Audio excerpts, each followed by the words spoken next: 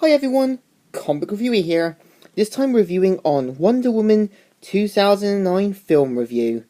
Now, as you know, DC, after doing films like Green Lantern's First Flight, Justice League The New Frontier, and Superman Doomsday, we basically got Wonder Woman in her first animated, and so far only animated film. Now, basically the premise of the film is about Princess Diana, who lives in Themyscira Island, where the Amazons have basically shielded themselves away from the world and live in a life of isolation from the world of men. Until one day, a pilot known as Steve Trevor ends up on the island, and basically we've got this plot where Diana wants to take Steve to man's world to see the wonders and glory of it, and at the same time, acts more like how a delusional kid will be when they believe that somewhere else will be better, even though sometimes the places you believe that are some sort of utopia aren't. Now, I think somewhere is that the Wonder Woman film has a pretty good story. It feels like it brings a lot of character arcs in. Diana basically comes to terms with man's world and at the same time basically tries to learn that not all men are evil, and starts to realize that the Amazons aren't perfect themselves. Steve Trevor's arc is basically him coming to realize that he's not perfect himself, and starting to realize that, yeah, I know I'm not perfect, and I still need to be a better person.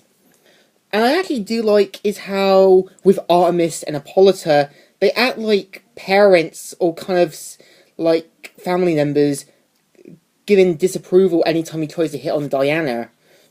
Hippolyta is meant to be a represent of how sometimes we make a mistake and we start to realize that maybe we should come to terms with the mistakes we made and make a better and make something new from it. Also, Artemis represents how we represent as we're the oldest siblings, we realize that we still care about the younger siblings, and that we learn more about our heritage and also our background.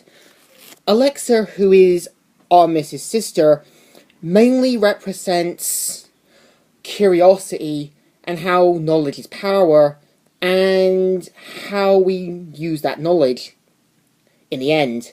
Persephone is meant to represent how sometimes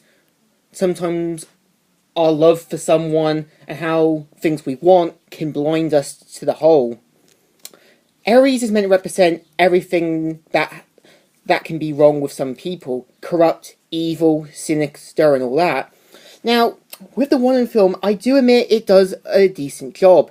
We've got a perfect build-up with Steve Trevor and Wonder Woman, or Princess Diana, but I feel like it should have took more time in building Diana's superhero role and her Diana Prince identity in man's world than trying to do her duty all in one day. I would have liked to have seen her try to accept more things around her, like seeing what other things there could have been. It seems like it wants to do it, but it doesn't. Now, I think with the Wonder Woman film is that there are moments where it will feel rushed, but there is still a good story there. And the artwork looks amazing. It's like looking at someone's painting brought to life, and it's done so well. And also, I do admit that when you look at it, when you look at groups like feminists, also like social justice warriors, activists, and so on, I think deep down they know they're not perfect, and it's important not to believe that we're perfect. I mean, when you look at it, nobody is perfect in real life, and it's something people come to terms with. Now, I do admit the Wonder Woman film does a good job, and there are a few nitpicks to go through. And there were actually talks about a sequel that never happened.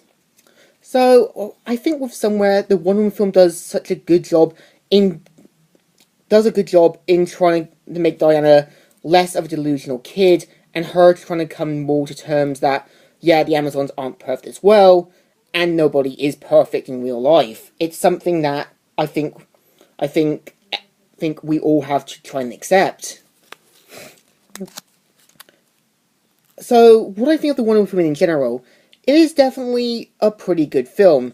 Despite a few nitpicks, it is definitely handled quite well.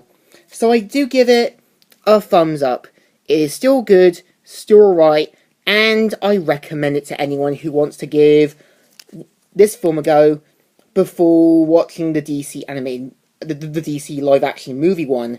Even though I haven't seen it yet, I still want to see it. So, Comic Review here, signing out.